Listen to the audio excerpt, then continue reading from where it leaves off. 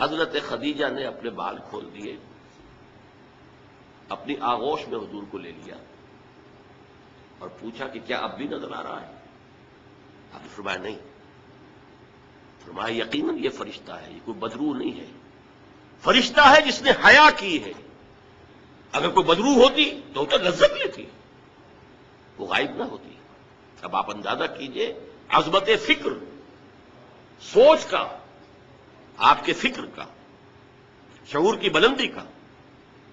بہرحال سن 10 نبوی کا تذکرہ کر رہا تھا، حضرت خدیجہ کا انتقال ہو گیا، ابو طالب کا انتقال ہو گیا. جو ایک پروٹیکشن، ٹرائبل زندگی میں پروٹیکشن، جیسے کہ آج ہی میں پڑھ رہا تھا کہ جو بھی پہلا ایک معاہدہ اوس اور خزرج کے درمیان جو مسلمانوں نے یثرب کا اور پھر مہاجرین کو ساتھ شامل کر کے حضور نے کروایا تھا، اس میں یہ شک بھی تھی کہ اگر کوئی ایک مسلمان بھی کسی کو پناہ دے دے گا تو وہ سب کی طرف سے شمار ہوگا. یہی معاملہ قبائل میں ہوتا تھا، قبیلے کا ایک فرد اگر کسی کو شخص کو پناہ دے دیتا ہے تو وہ پورے قبیلے کی طرف سے. اس حوالے سے خاندان بنو ہاشم کی سرداری تھی ابو طالب کے پاس، اور وہ پروٹیکشن دے رہے تھے محمد عربی صلی اللہ علیہ وسلم. اگرچہ ایمان نہیں لائے لیکن وہ ایک طبی محبت تھی، اور اس طبی محبت کی بنیاد پر انہوں نے خاندان بنو ہاشم کا سایہ کیا ہوا تھا حضور پر صلی اللہ علیہ وسلم. اب ظاہر بات ہے کہ اگر بقیہ دوسرے قبیلے جو تھے اس کے سردار وہ اگر کوئی اقدام کرتے حضور کے خلاف تو یہ گویا کہ بنو ہاشم کے خلاف اعلان جنگ ہو جاتا اور ان فائٹنگ شروع ہو جاتی، خانہ جنگی، سول وار مکے میں شروع ہو جاتی.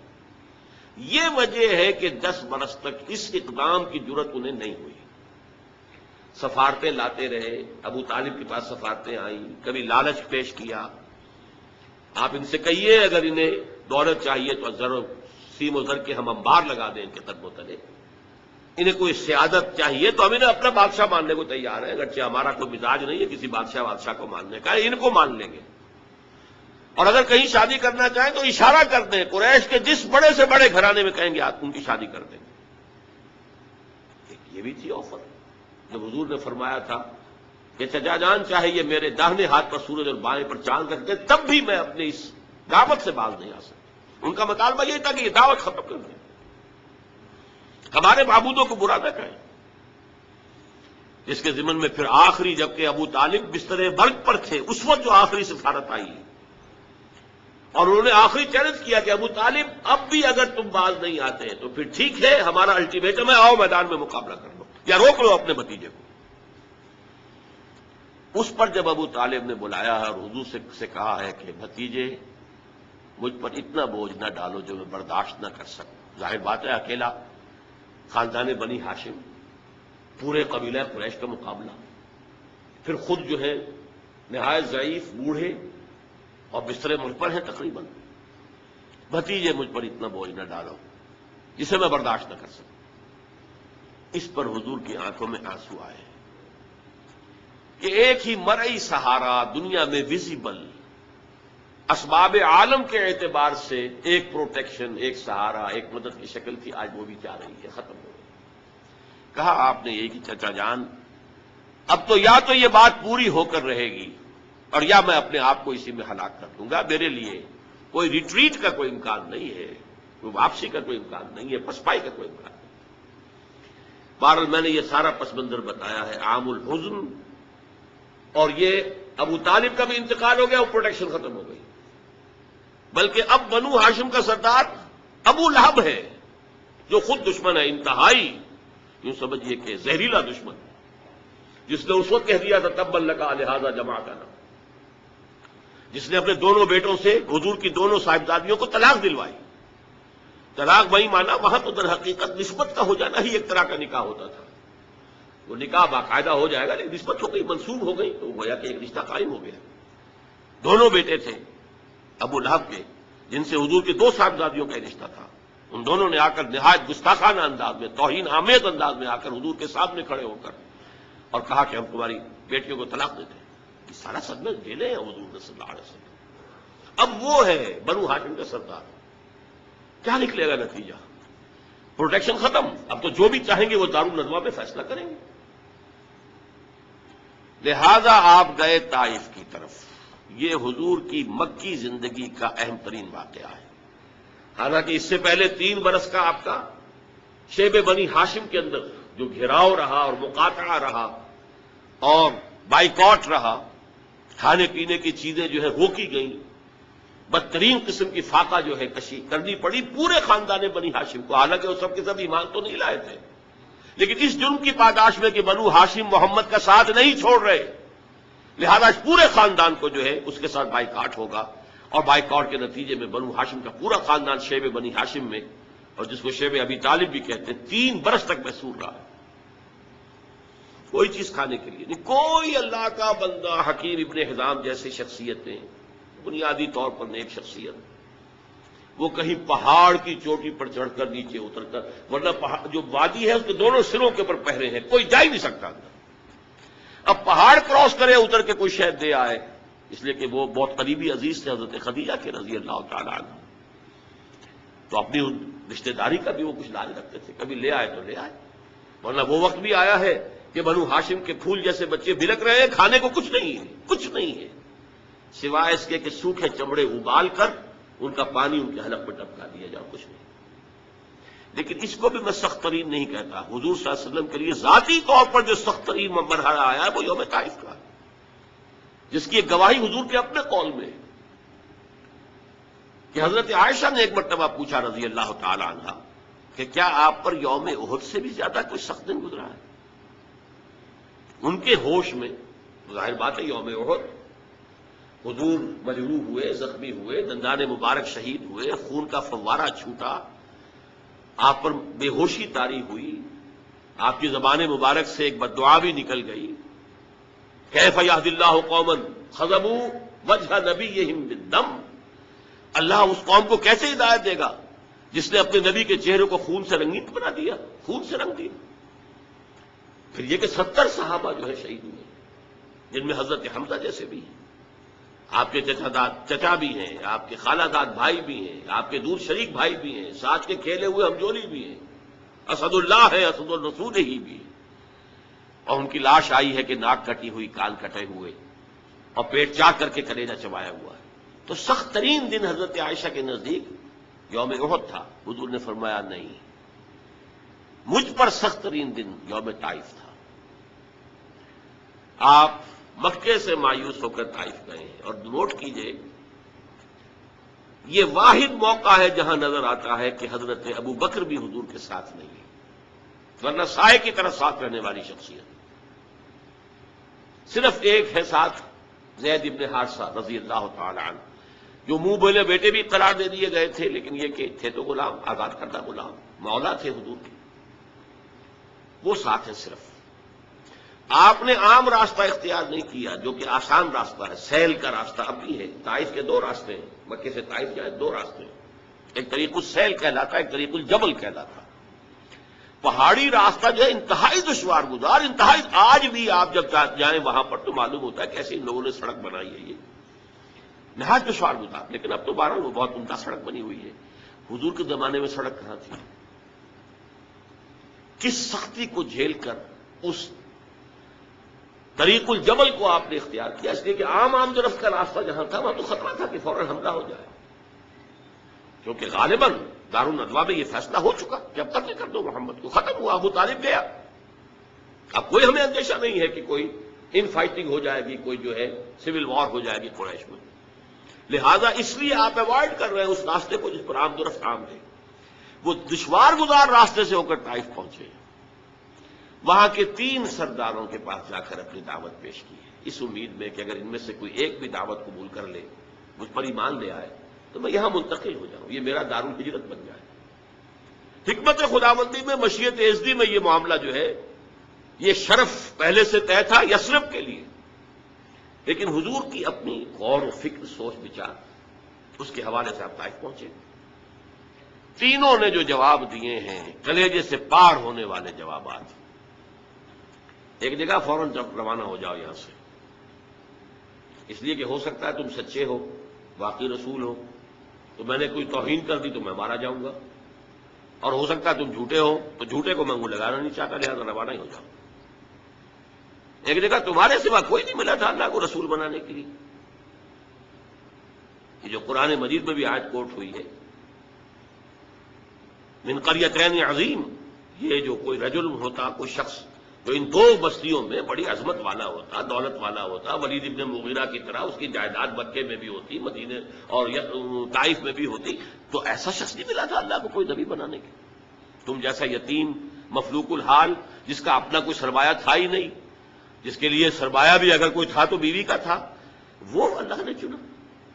بہرحال آپ ان سے مایوس ہو کر روانہ ہونے لگے تو اشارہ کر دیا، جنہیں اسٹریٹ ارچنز آپ کہتے ہیں، یہ چھوکرے گلیوں کے آوارہ، کہ ذرا ان کی خبر لو. انہوں نے پتھراؤ شروع کیا ہے. اب ظاہر بات ہے کہ حضرت زید ابن حارثہ اگر وہ سامنے سے آ کر حضور کو شیلڈ کرتے ہیں تو وہ پیچھے سے پتھراؤ کرتے ہیں، سائڈ سے کرتے ہیں. وہ پیچھے جاتے ہیں تو سامنے سے پتھر آ رہے ہیں، ٹاک ٹاک کر ٹخنے کی ہڈی کو نشانہ بنا کر، اور یہ کہ اس سے جو خون بہ رہا ہے وہ جا کر نالین کے اندر جم گیا ہے. وہاں سے پھر ذرا آپ نکلے ہیں، ایک جگہ ٹھہرے.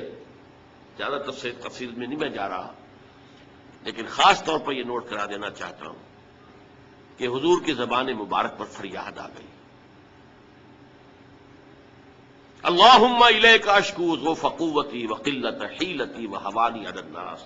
اے اللہ تیری ہی جناب میں فریاد کرتا ہوں اپنی قوت کی کمی کا، اپنے وسائل کی کمی کا، اور لوگوں کے سامنے جو رسوائی ہو رہی ہے. رسوائی، یہ رسوائی مکے میں نہیں ہوئی تھی کبھی، یہ پتھراؤ مکے میں نہیں ہوا تھا کبھی. اللہم الیک اشکو ضعف قوتی وقلت حیلتی وہوانی علی الناس الی من تکلنی. اے اللہ مجھے کس کے حوالے کر دیا ہے، الی بعید یتجہمنی اور الی عدو ملکت امری. کیا وہ دور دراز کے لوگ جن کا مجھ سے کوئی تعلق ہی نہیں ہے ان کو مجھ پر حملہ کرنے کے لیے کھلی چھوٹ دے دی، اور کیا دشمن کے حوالے مجھے کر دیا کہ جو چاہے کر گزری. یہ فریاد ہے. لیکن اس کے بعد وہ مقام عبدیت غالب آتی ہے. یہ جو دو نسبتیں ہیں محمد رسول اللہ کی، عبدہ و رسول، مقام عبدیت کا تقاضا کچھ اور ہے.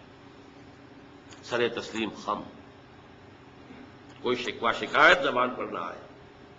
فرماتے ہیں ان لم یکن علی غضبک فلا ابالی. اے اللہ اگر تو ناراض نہیں ہے تو پھر مجھے کوئی پرواہ نہیں. سر تسلیم خم ہے جو مزاج یار میں آئے. اندیشہ تو یہ ہوا ہے کہ کہیں تو ناراض نہ ہو گیا ہو. جیسے ابتدا میں چند دن کے لیے وحی کی آمد کا سلسلہ رکا تھا تو اندیشہ ہو گیا تھا کہ کہیں اللہ ناراض تو نہیں ہو گیا کہ وحی کا سلسلہ بند ہو گیا، جس پر وہ آیات نازل ہوئیں والضحیٰ واللیل اذا سجا ما ودعک ربک وما قلی وللآخرۃ خیر لک من الاولی. اسی کو کہتے ہیں فارسی میں کہ عشق است و ہزار بدگمانی. جہاں عشق کا اور محبت کا معاملہ ہوتا ہے تو بڑی جلدی بدگمانی پیدا ہو جاتی ہے، کہیں کوئی ناراض تو نہیں ہو گیا کسی وجہ سے، میری کوئی بات جو ہے کھل تو نہیں گئی کسی چیز سے، کوئی ایسی تو نہیں کہ ناگواری محسوس ہوئی ہو. تو ان لم یکن علی غضبک فلا ابالی. اگر غضب نہیں ہے تیرا، ناراض نہیں ہے تو پھر مجھے کوئی پرواہ نہیں. اعوذ بنور وجهک الذی اشرقت له الظلمات. میں تیرے چہرے انور کی اس ضیاء اور نور کی پناہ میں آتا ہوں کہ جس سے تمام اندھیارے جو ہیں وہ دور ہو جاتے ہیں. بہرحال وہاں سے جب واپس آئے ہیں تو نوٹ کیجئے ٹرننگ پوائنٹ ہے یہ، اس لیے کہ یوم طائف ایک اعتبار سے کلائمیکس ہے، ذاتی اعتبار سے محمد الرسول اللہ صلی اللہ علیہ وسلم پر ابتلا اور آزمائش اور امتحان اور سختی کا نقطۂ عروج، کلائمیکس. اور اسے مولانا مناظر حسن گیلانی رحمۃ اللہ علیہ نے اپنی تصنیف النبی الخاتم میں ٹرننگ پوائنٹ قرار دیا. اس کے بعد سے اللہ تعالیٰ کی طرف سے خصوصی پروٹیکشن، اللہ تعالیٰ کی طرف سے خصوصی حفاظت جو ہے حضور صلی اللہ علیہ وسلم کو حاصل ہوئی. لیکن یہ کہ فوری طور پر طائف سے واپسی کے بعد معاملہ یہ ہوا ہے، عالم اسباب میں حضور کا معاملہ یہ تھا کہ آپ داخل نہیں ہو سکتے مکے میں. کیا کریں؟ وہاں قتل کا فیصلہ ہو چکا، داخل ہوں گا کوئی قتل کر دے گا. اور جب دارالندوہ میں فیصلہ ہو چکا ہو تو کوئی اس کے اوپر جرم نہیں، کوئی اس کے اوپر الزام نہیں، کوئی مقدمہ نہیں بنے گا اس میں۔ طائف گیا تھا، خالی ہاتھ لوٹ رہا ہوں۔ عالم اسباب، اب نوٹ کیجیے جو نقطہ میں واضح کرنا چاہتا ہوں کہ حضور کی ساری جد و جہد عالم اسباب میں قدم بقدم زمین پر چل کر ہوئی ہے۔ عالم اسباب کے وہ استعمال کرتے ہوئے ایک مشرک کو، کافر کو پیغام بھیجتے ہیں، اگر تم مجھے امان دے دو، اپنی امان میں لے لو تو میں مکے میں آ جاؤں۔ مجھے میں بتا چکا ہوں، قبیلے کی بات یہ ہوتی ہے، ایک شخص نے امان دے دی تو سب کی طرف سے امان دے دی۔ اس نے انکار کر دیا۔ پھر زید ابن حارثہ کو دوسرے کے پاس بھیجا، اس نے بھی انکار کر دیا۔ تیسرا شخص وہ شریف النفس تھا، مطعم بن عدی، اس کے پاس جب پیغام پہنچا اس نے کہا ٹھیک ہے آپ میری امان میں آ جائیے۔ آپ نے فرمایا یوں نہیں، آؤ اور لے کر جاؤ۔ اس کی وجہ کیا ہے کہ میں اگر ایسے ہی مکے میں داخل ہو جاؤں، فوراً مجھ پر حملہ کر کے ختم کر دیں تو لوگ تو کہیں گے ہمیں کیا پتا تھا کہ مطعم بن عدی نے امان دی ہے، وی ڈڈنٹ نو اٹ۔ لہذا آؤ اور لے کر جاؤ۔ اس درجے اسباب جو ہے دنیاوی، یہ عالم اسباب ہے، اور یہاں جو جد و جہد کرنی ہے اس عالم اسباب کے اندر رہتے ہوئے کرنی ہے، ان اسباب کو بروئے کار لا کر کرنی ہے، انہیں استعمال کر کے کرنی ہے۔ لہذا آپ نے ایک مشرک کافر کی امان لینی قبول کی، اور پھر وہ مطعم بن عدی آیا ہے ہتھیار سجا کر، 6 بیٹے ساتھ لے کر، 6 بیٹے ہتھیاروں سمیت، اور کہتا ہوا میں نے محمد کو امان دی ہے، آج سے محمد میری امان میں، تب مکے میں داخل۔ یہی وجہ ہے کہ حضور کو اتنا پاس تھا اس کے اس احسان کا۔ غزوہ بدر میں جب 70 قیدی قریش کے حضور کے ہاتھ میں تھے، اسیران بدر، حضور نے فرمایا تھا کہ اگر آج مطعم بن عدی زندہ ہوتا اور وہ سفارش کرتا تو میں ان 70 کے 70 کو چھوڑ دیتا بغیر کسی فدیے کے۔ لیکن یہ کہ مطعم بن عدی کا اس دوران انتقال ہو چکا تھا، وہ اسی حالت کفر و شرک کے اندر بڑھ گیا۔ میں نے کچھ جھلکیاں آپ کو دکھائی ہیں۔ یہ 10 برس ہیں، حضور کا جو انقلابی جد و جہد کا عرصہ ہے وہ 20 برس کا ہے۔ عرب میں انقلاب کی تکمیل جو ہے سن 8 ہجری میں ہو گئی، مکہ فتح ہو گیا، طائف فتح ہو گیا، حنین میں فتح حاصل ہو چکی، عرب میں انقلاب ہو گیا۔ لہذا 12 برس مکے کے اور 8 برس مدینے کے شامل کر لیجئے، 20 برس ہیں۔ ان 20 کو 2 حصوں میں تقسیم کیجئے، 10 سال ادھر 10 سال ادھر۔ پہلے 10 سال کا حاصل یہ ہے جو میں نے آپ کے سامنے رکھ دیا کہ کل 125 یا 150 افراد ایمان لائے۔ آپ کی یہ حیثیت نہیں تھی کہ آپ مکے میں اپنے بل پر ان ہز اون رائٹ آپ قیام کر سکیں، لہذا آپ نے ایک کافر اور مشرک کی امان لی۔ یہ ہے 10 برس کی محنت شاقہ کا حاصل۔ اگلے 10 برس میں وہ انقلاب جس تیزی کے ساتھ مکمل ہوا ہے، اسی سال جبکہ طائف سے واپس آئے، حج کے ایام میں آپ پھر رہے ہیں مختلف وادیوں میں جہاں حاجی ٹھہرے ہوئے ہیں۔ یثرب کے 6 حاجی آپ کو مل گئے، ان کے سامنے آپ نے اپنی دعوت رکھی۔ وہ خزرج کے قبیلے سے تھے۔ مدینے میں یہودی چونکہ یہ کہا کرتے تھے کہ نبی آخری زمان کا ظہور ہونے والا ہے، ان قریب جو ہے آخری نبی کا ظہور ہوگا، اور جب ان کے جھگڑے ہوتے تھے اوس اور خزرج سے، یہودیوں کے، اور مار کھاتے تھے ان سے، جیسے بنیے اگر ان کا کوئی جھگڑا ہو جاتا تھا گاؤں میں تو ظاہر بات ہے مار تو ان کا مقدر تھی، ایسے ہی وہ مار کھاتے تھے، لیکن کہتے تھے کہ ابھی تو تم ہمیں دبا لیتے ہو، لیکن دیکھو نبی آخر الزمان کے ظہور کا وقت قریب ہے، جب ہم ان کے ساتھ ہو کر تم سے لڑیں گے تو تم ہمیں شکست نہیں دے سکو گے۔ یہ کانوں میں ان کے باتیں پڑی ہوئی تھیں۔ لہذا جب حضور نے اپنی دعوت پیش کی، انہوں نے کنکھیوں سے ایک دوسرے کو دیکھا، معلوم ہوتا ہے یہ وہی نبی ہیں جن کا ذکر یہود کرتے ہیں، تو اس سے پہلے کہ یہودی ان پر ایمان لے آئے تم ایمان لے آؤ۔ وہ 6 آدمی ایمان لے آئے۔ اگلے سال انہوں نے چھوٹی بہت جو بھی دعوت دی ہوگی اس کے نتیجے میں 12 آ گئے۔ اب انہوں نے کہا کہ ہمیں کوئی مبلغ دیجئے، کوئی معلم دیجئے، مقری دیجئے جو قرآن ہمیں پڑھائے۔ آپ سے تو ہماری ملاقات اب 1 سال بعد ہوگی، اس لیے کہ عرب میں سفر کرنا کوئی آسان کام تھا، ہر وقت خطرہ قتل و غارت کا، قافلے لٹ رہے پٹ رہے، تو وہ تو جو اشہر حرم ہوتے تھے، حج کے مہینے، ان میں امن و امان ہوتا تھا، کوئی کسی کو تنگ نہیں کرتا تھا، کوئی قتل و غارت کری نہیں، تو اگلے سال ملاقات ہوگی۔ تو آپ ہمیں دیجئے کوئی مقری پڑھانے والا، قرائے نام قرائے فال بنا میں من دیوانہ زدن حضرت مصعب بن عمیر کو حضور نے معین کیا، وہ سب جاؤ۔ وہ چلے گئے، کچھ عرصے کے بعد ایک اور کو بھیج دیا، حضرت عبداللہ ابن ام مکتوم نابینا صحابی۔ ان دو نے وہاں جا کر 1 سال میں جو دعوت اور تبلیغ کا کام کیا، قرآن پڑھایا لوگوں کو۔ حضرت مصعب کا نام ہی پڑ گیا المقری، جا المقری، وہ آیا استاذ پڑھانے والا۔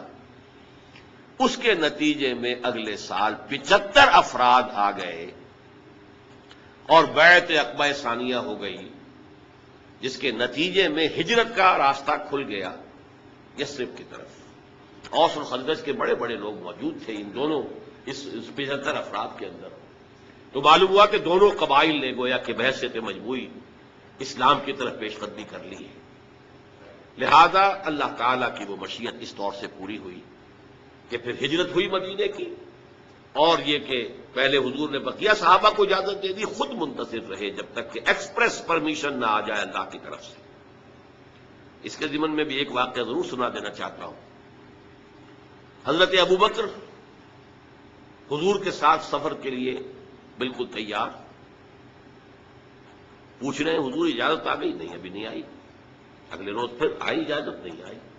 حضرت عائشہ فرماتی ہیں ایک دن عجیب ہم نے دیکھا، دوپہر کے وقت اپنے چہرے اور سر کے اوپر کپڑا آپ نے اوڑھا ہوا ہے پوری طریقے سے، بہت غیر معمولی بات، دوپہر میں عرب میں کسی کے ہاں جانا اور وزٹ کرنا جو ہے یہ نہ آج جو ہے کوئی پسندیدہ بات ہے، نہ پہلے کبھی تھی، یہ قیلولے کا وقت ہے۔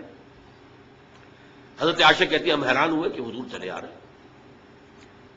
اب آ کر آپ نے پہلی بات یہ فرمائی کہ ابوبکر اجازت آ گئی ہے ہجرت کی۔ حضرت ابوبکر بہت خوش ہوئے، انہوں نے اپنے طور پر 2 اونٹنیاں تیار کی ہوئی تھی، کھلا پلا کے خوب فربا بوٹا کیا ہوا تھا تاکہ تیز دوڑیں اور سفر ہجرت میں وہ اونٹنیاں کام آئیں، ایک اپنے لیے ایک حضور کے لیے صلی اللہ علیہ وسلم۔ تو انہوں نے خوشی کے انداز میں کہ اب شاباش ملے گی کہ تم نے واقعتاً تیاری کی، اہتمام کیا، تو عرض کیا کہ حضور میں نے یہ 2 اونٹیاں تیار کر رکھی، ذرا سا توقف فرمایا، ٹھیک ہے ایک میں استعمال کروں گا لیکن میں اس کی قیمت ادا کروں گا۔ رو پڑے حضرت ابوبکر کہ حضور مجھ سے بھی یہ مغایرت، لیکن یہ تھی غیرت محمد رسول اللہ صلی اللہ علیہ وسلم۔ بہرحال وہ سفر ہوا اور اس کے بعد پھر آپ کی اس جد و جہد کا دوسرا دور شروع ہو گیا۔ میرے لیے یہ ممکن نہیں ہے کہ اس پورے انقلابی عمل کو یہاں بیان کروں۔ اس مکی دور میں دعوت، تربیت اور تزکیہ، تنظیم اور صبر محض 4 چیزیں بیک وقت چلی ہیں۔ صبر محض کیا تھا کہ اس دور میں یہ تیاری کا دور ہے، جب تک کہ ہمارے پاس اتنی طاقت نہیں ہے کہ کفر کے سامنے آمنے سامنے کھڑے ہو کر مقابلہ کریں، اس وقت تک اگر تم پر کوئی زیادتی کی جائے تو جھیلو اور برداشت کرو اور صبر کرو، کوئی جوابی کارروائی نہ کرو۔ یہ انتہائی سمجھیے کہ کروشل تھا معاملہ حضور کی کامیابی کا اور حضور کی دور اندیشی کا، معاملہ فہمی کا۔ قرآن مجید میں وحی جلی میں کوئی ایسا حکم نہیں آیا تھا، وہ تو حکم جو ہے اس کا تذکرہ آتا ہے سورہ نساء کے اندر کہ ایک وقت تھا جبکہ تم سے کہا گیا تھا کہ کفو ایدیکم، اپنے ہاتھ بندھے رکھو۔ اس وقت تو کچھ لوگ کہتے تھے کہ ہمیں جنگ کی اجازت ملنی چاہیے، اب آج جب کہ جنگ فرض کر دی گئی ہے کچھ لوگ ہیں کہ جو اسے نہیں کترا رہے ہیں۔ وہاں یہ ذکر سورہ نساء میں آیا ہے، مکی صورتوں میں کہیں اس کا ذکر نہیں۔ اب یہ بھی ممکن ہے کہ وحی خفی کے ذریعے سے اللہ نے یہ حکم دیا ہو، حضور پر صرف وحی جلی نہیں آتی تھی، وحی خفی بھی آتی تھی، لیکن اس سے زیادہ قرین قیاس یہ کہ حضور کا اپنا تدبر تھا، حضور کی اپنی تدبیر تھی، حضور کی اپنی سوچی سمجھی رائے تھی کہ کوئی انقلابی جماعت جبکہ ابھی وہ تھوڑی ہے، تعداد میں کم ہے، قوت میں کمی ہے، اگر وہ وائلنٹ ہو جائے تو کچل دی جائے گی. وہ وائلنٹ نہیں ہے تب بھی ستائے جا رہے ہیں, مارے جا رہے ہیں, انہیں گھروں میں بند کیا جا رہا ہے, ان کو بھوکا رکھا جا رہا ہے, غلاموں کے اوپر تشدد کیا جا رہا ہے. 2 حضرات کو تو شہید بھی کر دیا گیا, حضرت سمیہ اور حضرت یاسر رضی اللہ تعالی عنہما, میاں بیوی. لیکن یہ کہ جب اس حالت میں یہ کر رہے ہیں جبکہ ہماری طرف سے کوئی جوابی کارروائی نہیں, کوئی ریٹیلیشن نہیں, اگر کہیں کوئی جوابی کارروائی ہو جائے تو پورا جواز مل جائے گا انہیں کہ وہ ہمیں کرش کر کے رکھتے ہیں. یہ انتہائی حکیمانہ فعل, انتہائی مدبرانہ انداز. We have to buy time, ابھی تو ہمیں وقت چاہیے کہ ہم اپنی دعوت و تربیت کے ذریعے سے اپنے بیس کو, اپنی طاقت کو وسیع کریں, مضبوط کریں, مستحکم کریں.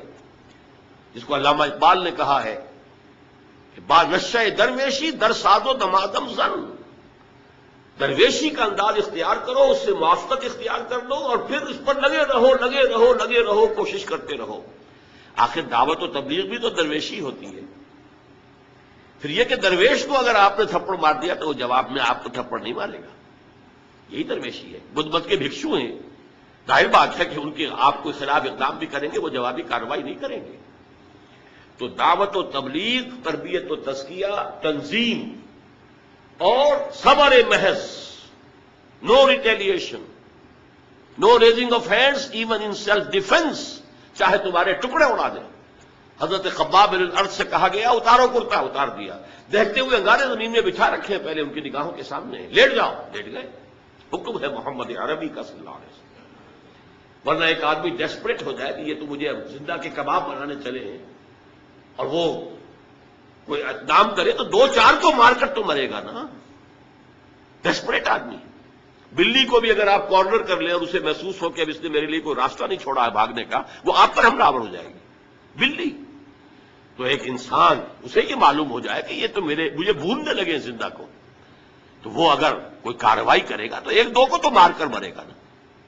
لیکن نہیں, اجازت نہیں. تو یہ جو 12 برس ہیں مکے کے, یہ دعوت و تبلیغ, تربیت و تزکیہ, تنظیم, جس کا کلائمیکس ہے بیعت عقبہ ثانیہ, جس میں کہ حضور نے عہد لیا, بایعنا رسول اللہ صلی اللہ علیہ وسلم علی السمع والطاعۃ فی العسر والیسر والمنشط والمکرہ وعلی عثرۃ علینا وعلی لا ننازع الامر اہلہ وعلی ان نقول بالحق اینما کنا لا نخاف فی اللہ لومۃ لائم. ہم نے بیعت کی تھی اللہ کے رسول سے کہ آپ کا ہر حکم سنیں گے اور مانیں گے, اطاعت کریں گے, خواہ مشکل ہو خواہ آسان ہو, خواہ طبیعتیں آمادہ ہو خواہ ہمیں اپنی طبیعتوں پر جبر کرنا پڑے, خواہ آپ دوسروں کو ہم پر ترجیح دے دیں, اور جنہیں بھی آپ امیر بنائیں گے, ذمہ دار بنائیں گے, ان سے بھی جھگڑیں گے نہیں, ان سے تعاون کریں گے, اور جہاں بھی کہیں ہوں گے حق بات اور صحیح مشورہ ضرور پیش کر دیں گے. یہ بیعت تھی, اس کی بنیاد پر ایک عظیم تنظیم وجود میں آئی. اور یہ صبر محض, یہ 4 مراحل تھے اس عمر کے, اس انقلابی جد و جہد کے, جو مکے میں پورے ہو گئے. مدینے میں آ کر اب میں بہت اختصار سے چند باتیں صرف عرض کروں گا, کافی وقت ہو چکا ہے. 6 مہینے آپ نے لیے 3 کاموں کے لیے, جس کو کہیں گے ہم انٹرنل کنسالیڈیشن. مسجد نبوی کی تعمیر جو ایک مرکز بن گیا, اب یہ دار الندوہ بھی ہے, دار المشاورہ بھی ہے, یہ دار العبادہ بھی ہے, دار الصلاۃ بھی ہے, یہی دار التعلیم بھی ہے, یہی دار التزکیہ بھی ہے, دار الاحسان بھی ہے. خانقاہ کہہ لیں, درسگاہ کہہ لیں, تربیت گاہ کہہ لیں, عبادت گاہ کہہ لیں, حکومت کا مقام کہہ لیں, مشورے کی جگہ کہہ لیں, پارلیمنٹ ہاؤس کہہ لیں, یہ سب مسجد نبوی ہے. ایک مرکز وجود میں آ گیا. نمبر 2, انصار اور مہاجرین کو بھائی بھائی بنانا, تاکہ یہ 2 حصے, ہماری جماعت, اسلامی جماعت کے 2 حصے مربوط ہو جائیں. نمبر 3, یہودیوں کے ساتھ بھی ایک معاہدہ کر کے انہیں جکڑ لینا, جوائنٹ ڈیفنس آف مدینہ, کہ اگر مدینے پر باہر سے حملہ ہوا تو سب مل کر دفاع کریں. یہ تھی آپ کی. اور یہاں میں آپ کو بتا دوں, ٹوائنبی نے ایک بڑا زہر بھرا جملہ کہا تھا حضور کے بارے میں,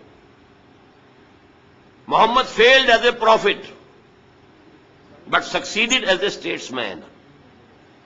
محمد نبی کی حیثیت سے تو ناکام ہو گئے, مکے میں جو نقشہ تھا, دعوت ہے, تبلیغ ہے, تربیت ہے, تزکیہ ہے, صبر ہے, یہ تو تھا وہ واقعی جو نبی کام کیا کرتے تھے. وہی جو حضرت عیسیٰ نے 3 سال کیا وہی کام تھا نا یہ. بٹ دیر ہی فیلڈ، ناکام ہو گئے، بھاگے وہاں سے. ان کا کہنا یہ ہے، یہ فلائٹ ٹو مدینہ کہتے ہیں، فرار، مدینے کی طرف فرار. یہ فرار نہیں تھا. یہ جیسے آلٹرنیٹ بیس کی تلاش میں آپ گئے تھے طائف، مشیت ازدی کچھ اور تھی، یہ آلٹرنیٹ بیس تھا جو مدینے کی شکل میں اللہ نے عطا کیا اپنی جد و جہد کو لانچ کرنے کے لیے، اپنے آفینسو کے لیے بیس وہ مدینہ عطا کیا. تو جو پروفیسر منٹگمری واٹ ہے، جس کو کہ ایک مرتبہ ضیاء الحق صاحب نے یہاں پہ خاص طور پر بلایا تھا، برطانوی پروفیسر ہے، اس نے سیرت النبی پر 2 کتابیں لکھی ہیں، محمد at Mecca, Muhammad at Medina. اور ان دونوں کتابوں کے اندر حضور کی شخصیت کے متضاد پہلوؤں کو نمایاں کیا ہے. مکے والا محمد کچھ اور ہے، مدینے والا اور ہے. مکے والا محمد تو واقعی داعی ہے، مبلغ ہے، مربی ہے، مزکی ہے، درویش ہے، وہ تو واقعی نبیوں والا نقشہ ہے جیسے نبی ہوتے تھے. مدینے والا محمد تو سٹیٹس مین ہے، سیاستدان ہے، سپہ سالار ہے، یہ تو ہے ہی دوسری شخصیت بالکل.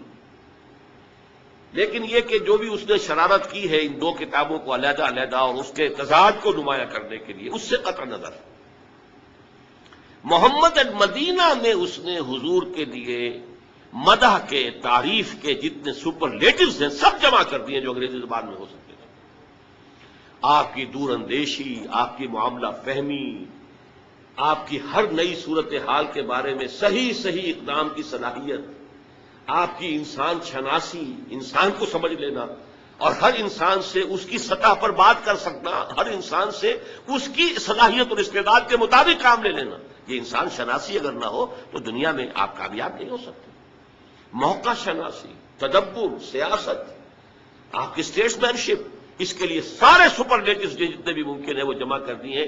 اسی لیے دھوکہ کھاتا ہے مسلمان کہ یہ محمد صلی اللہ علیہ وسلم کی تعریف کر رہا ہے، حالانکہ وہ کنٹراسٹ دکھا رہا ہے کہ یہ ہے آپ کے اوصاف بحیثیت سیاستدان اور اسٹیٹس مین کے. بحیثیت نبی تو وہ ناکام ہو گئے، مدینے سے، مکے سے بھاگ کر مدینے میں پناہ لینی پڑی. تو یہ زہر گھولا ہوا اس نے. لیکن میں نے اس لیے بتایا کہ واقعتاً یہ میثاق مدینہ شاہکار تھا محمد الرسول اللہ کی معاملہ فہمی، دور اندیشی اور سیاست کو سمجھنے کا. ان 3 قبیلوں کو جکڑ لیا ہے میثاق مدینہ میں، جوائنٹ ڈیفنس آف مدینہ. یہ دوسری بات ہے، بعد میں وہ ایک ایک کر کے اس سے غداری کے مرتکب ہوتے رہے.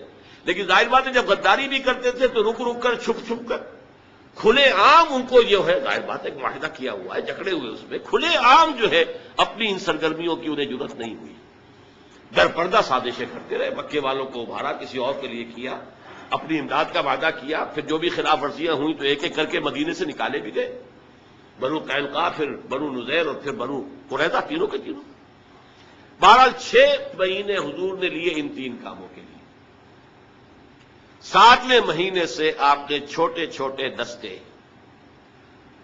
اب بھیجنے شروع کر دیے مکے کی طرف. چیلنجنگ، اب یہ انداز ہے چیلنج کا.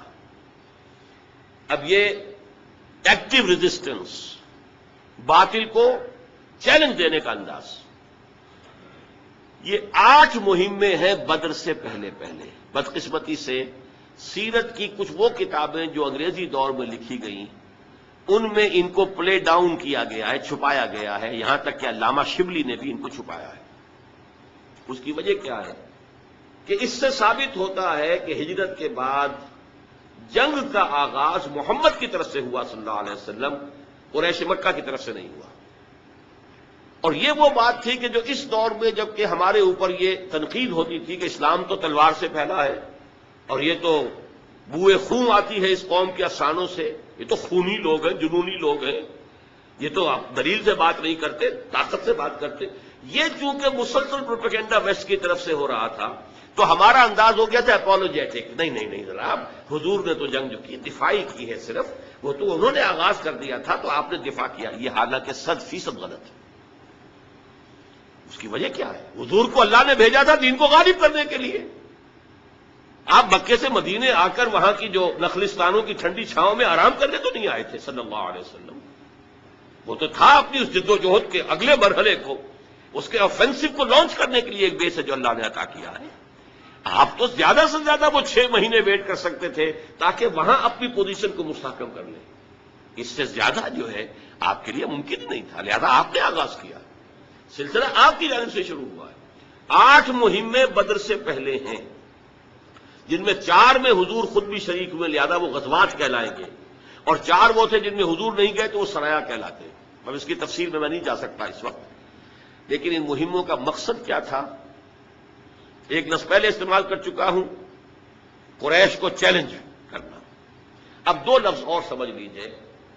اکنامک بلاکیڈ آف مکہ، کیونکہ ان کا سارا جو معاملہ تھا معاش کا، وہ جو تجارتی قافلے جاتے تھے، شمال کی طرف قافلہ جاتا تھا، شام کی طرف وہ بدر سے ہو کر گزرتا تھا. بدر ظاہر بات ہے مکے سے 80 میل کے فاصلے پر ہے، اور مدینے سے اور مکے سے 200 میل کے فاصلے پر ہے. لہذا یہ زد میں تھا مسلمانوں کی. ادھر جو قافلہ جاتا تھا یمن کی طرف، وہ نخلا سے ہو کر گزرتا تھا، حالانکہ وہ تو مدینے سے اور بھی زیادہ دور ہے، مکے سے بھی زیادہ دور، مکے سے جنوب مشرق کی طرف جا رہے ہیں. وہاں بھی آپ نے ایک مہم بھیج دی، نخلا کے اندر بھی مہم بھیج دی. مقصد کیا تھا کہ قریش کو یہ بتا دینا کہ اب تمہاری لائف لائن ہمارے ہاتھ میں ہے. اس کو کہتے ہیں جدید اصطلاح میں economic blockade of Mecca. Number 2 دوسری اصطلاح پولیٹیکل آئسولیشن آف قریش. حضور خود جہاں بھی گئے ان 4 مہموں کے دوران، تو وہاں کے جو علاقائی قبائل تھے ان سے آپ نے معاہدے کر لیے. یا تو وہ پہلے الائی تھے قریش کے، اب ہو گئے حضور کے، یا یہ کہ انہوں نے نیوٹرلٹی کا معاملہ کیا کہ ہم نہ آپ کا ساتھ دیں گے قریش کے خلاف، نہ قریش کی مدد کریں گے آپ کے خلاف. لیکن دونوں کا نتیجہ کیا نکلا؟ Zone of political influence of Quraish was diminishing and zone of political influence of Muhammad صلی اللہ علیہ وسلم واز انکریزنگ. قرآن مجید میں مکی صورتیں جو درمیانی دور کی ہیں ان میں یہ آیت آپ کو ملتی ہے، نَأْتِ الْأَرْضَ نَنْقُصُهَا مِنْ أَطْرَافِهَا. ہم زمین کو چاروں طرف سے گھیرتے ہوئے لا رہے ہیں مکے کی طرف. مکی دور میں وہ کیا تھا کہ ان قبائل میں بھی اسلام پھیلنا شروع ہو گیا تھا، اور گویا کہ اب مکے کی طرف اسلام جو ہے دوسرے قبائل سے پیش رفت کر رہا تھا. اب اس کی شکل کیا بنی ہے کہ حضور نے جب ان قبائل کے ساتھ معاہدے کر لیے تو پولیٹیکل انفلوئنس جو ہے حضور کا بڑھتا چلا گیا اور قریش کا گھٹتا چلا گیا. اس پر تنگ آمد بجنگ آمد. قریش کا وہ 1000 کا لشکر نکلا ہے. اس کا جو ایکسائٹنگ کازز ہو گئے تھے وہ 2 ہو گئے تھے ایکسائٹنگ کازز فوری. ایک تو جو نخلا میں آپ نے گروپ بھیجا تھا اس کی مٹ بھیڑ ہو گئی ایک تجارتی قافلے سے جو قریش کا تھا. ایک مشرک مکے والا مسلمانوں کے ہاتھوں مارا گیا، ایک کو انہوں نے اسیر بنایا، لے آئے اور مال تجارت بھی لے آئے. اب شور مچ گیا مکے میں کہ محمد کی یہ جرت کہ اس کے آدمیوں نے ہمارا آدمی مار دیا. یہ پہلا قتل ہے جو ہجرت کے بعد ہوا ہے.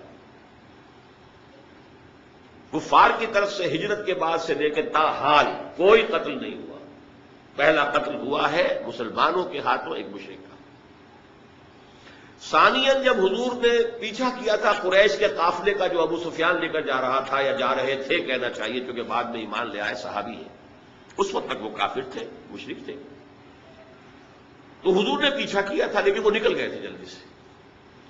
اب وہ واپس آ رہا تھا قافلے کو لے کر. اسے اندیشہ ہوا اب قافلہ جو ہے وہ تو لدا پھندا ہے، 1000 اونٹ ان کے اوپر مال تجارت لدا ہوا، سمجھیے کروڑوں کا سامان ہے. اس نے SOS کال بھیج دی. 2 کام کیا. ابو سفیان نہایت اسٹیٹس مین، نہایت مدبر انسان تھے. ایک طرف قریش کو کال بھیج دی SOS کال کہ مجھے خطرہ ہے محمد سے اور ان کے آدمیوں سے کہ وہ حملہ کریں گے اور ہمیں لوٹ لیں گے، لہذا مدد بھیجو. دوسری طرف راستہ بدل دیا خود، بجائے بدر سے ہو کر گزرنے کے نیچے اسفل منکم جو آیا ہے سورہ انفال میں، وہ نیچے یعنی ساحل کے ساتھ ساتھ ہو کر گزر گئے. لیکن وہاں جو کال پہنچ گئی تھی ادھر سے ابو سفیان کی کال پہنچ گئی، ادھر سے وہ لوگ روتے پیٹتے ہوئے آگے، چیختے چلاتے ہوئے، کپڑے پھاڑتے ہوئے کہ محمد کے آدمیوں نے ہمارا ایک آدمی مار دیا. اس کے نتیجے میں قریش کے جو ہاکس تھے ان کا پلڑا بھاری ہو گیا ڈوز پر. یہ 2 اصطلاحات بھی جدید ہیں، ہر قوم میں اس طرح کے لوگ ہوتے ہیں. ہمارے ہاں بھی آج یہ صورت موجود ہے. کچھ لوگوں کی رائے یہ ہے کہ ہرچے بعد آباد لڑ جاؤ بھارت کے ساتھ. وہ ہاکس ہیں اس وقت. نتائج کیا ہو سکتے ہیں اس کے بارے میں زیادہ سوچنے کی وہ تکلیف گوارا نہیں کرتے. جوش ہے, خروش ہے, ولولہ ہے. کچھ لوگ وہ ہیں کہ جو نہیں کہہ رہے کہ بھائی سوچو, اس کے نتائج بہت خطرناک ہو سکتے ہیں. آل آؤٹ وار بھارت اور پاکستان کی کیا نتائج ہوں گے. اور اگر خدا نہ خواستہ, لیکن یہ کہ خدا نہ خواستہ تو میں کہہ رہا ہوں, لوگوں کا تو کہنا یہ کہ خواستہ ہی خواستہ ہوئے گا لازماً یہ کہ وہ ایٹمک وار بن جائے گی. نہ خواستہ کا کیا سوال, وہ تو لازماً بنے گی ایٹمک وار.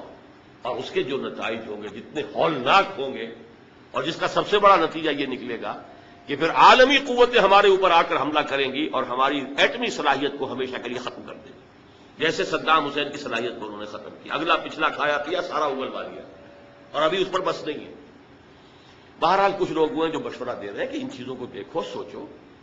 تو یہ ڈوز کہلائیں گے, وہ ہاکس کہلائیں گے.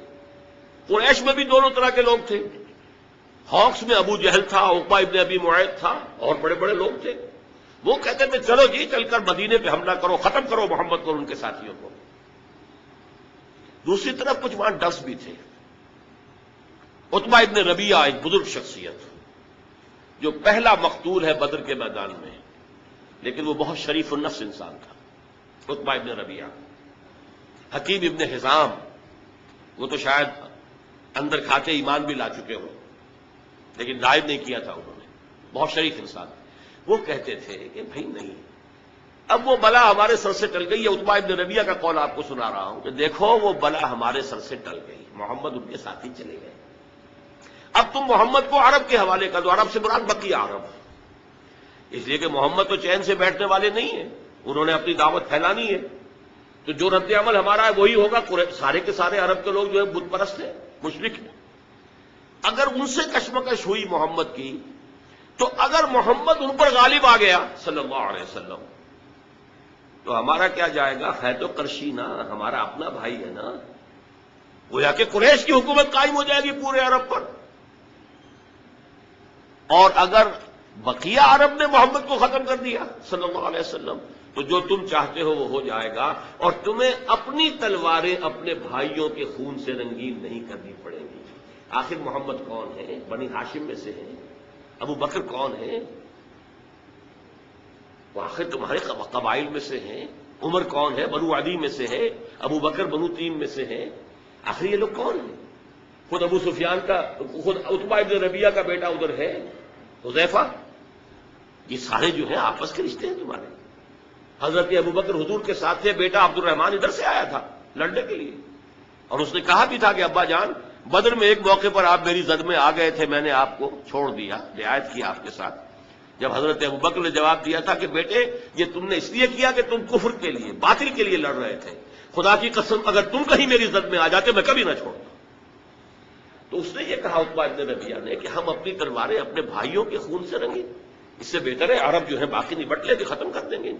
اور اگر ان کا پلہ باری ہو جائے تو اس کے معنی کیا ہوں گے؟ پورے جزیرہ نما عرب پر ہماری حکومت قریش کی ہوگی نا. لیکن جب یہ دو چیزیں آ گئیں تو اب یہ جو ڈوز تھے وہ بے بس ہو گئے. ہاکس جو ہے انہوں نے تیاری کی, تبل بجایا, 1000 کا لشکر تیار کر کے کیل کاٹے سے لیس چل پڑے. اس میں بھی ایک بات بتا دوں, جب عین بدر کے میدان میں پہنچ گئے, ادھر سے حضور بھی اپنی 313 کی نفری لے کر آ گئے, انہیں پیغام پہنچ گیا کہ ہمارا قافلہ تو بچ کے نکل گیا. پہنچ گیا وہ تو بچ گئے, اس کے لیے کوئی اندیشہ نہیں رہا. حکیم ابن حزام آتے ہیں, عتبہ ابن ربیعہ, وہی شریف النفس انسان, کہتے دیکھیے ہمارا قافلہ تو بچ کے نکل گیا ہے, اب لڑائی کی کیا ضرورت ہے. آپ کی حیثیت ایسی ہے کہ آپ اگر چاہیں تو یہ خوریزی رک سکتی ہے. دونوں مل کر آئے. ہاک جو ہاک اعظم تھا سب سے بڑا, ابو جہل اس کے پاس. جب عتبہ نے یہ بات پیش کی اور ساتھ ہی یہ کہا کہ وہ جو ہمارا ایک آدمی قتل ہو گیا تھا محمد کے آدمیوں کے ہاتھوں صلی اللہ علیہ وسلم, اس کی دیت, اس کا خون بہا میں ادا کر دیتا ہوں, باقی یہ کہ ہمارا قافلہ تو بچ کے نکل ہی گیا ہے, تو خام خواہ اس خوریزی سے جو ہے ایوائڈ کریں, واپس چلیں. ابو جہل نے ایک تو بلایا اس کے بھائی کو جو مقتول تھا, کہ تمہارا جو بدلہ ہے وہ تمہارے ہاتھ سے جا رہا ہے، اور اس نے اپنے کپڑے پھاڑے اور چیخ ماری، اور جو بھی عرب کا رواج تھا کہ مجھے تو قصاص چاہیے، بدلہ چاہیے، مجھے کوئی خون بہا نہیں چاہیے۔ اور پھر تانا دیا اس نے کہ عتبہ، شاید تم پر بزدلی طاری ہو گئی کہ تمہارا اپنا بیٹا حذیفہ جو ہے وہ سامنے مقابلے میں ہے۔ اب یہ بہت بڑا تانا تھا عرب کے لیے، شریف النفس اور شریف النسب جو ہے۔ اس نے کہا اچھا اب یہ کل معلوم ہوگا کہ کون بزدل ہے اور کون بہادر ہے۔ چنانچہ اگلے دن سب سے پہلے عتبہ میدان میں آیا ہے، اپنے بھائی کو لے کر، شیبہ کو، اپنے بیٹے ولید کو لے کر۔ مبارزت ہوئی۔ ادھر سے 3 انصاری صحابی نکلے، پوچھا کون ہو تم لوگ؟ ان کا انصار مدینہ میں سے کہ نہیں ہمیں تم سے کوئی سروکار نہیں، ہمیں اپنے لوگوں سے لڑنا ہے، برابر کے لوگ چاہیے ہمیں۔ اس پر پھر حضرت حذیفہ نکلنے لگے اپنے باپ کے مقابلے کے لیے، تو حضور نے روک دیا اشارہ کر دیا۔ پھر حضرت علی، حضرت حمزہ اور حضرت عبیدہ، یہ 3 افراد نکلے، عبیدہ ابن حارث، اور پہلا قتل حضرت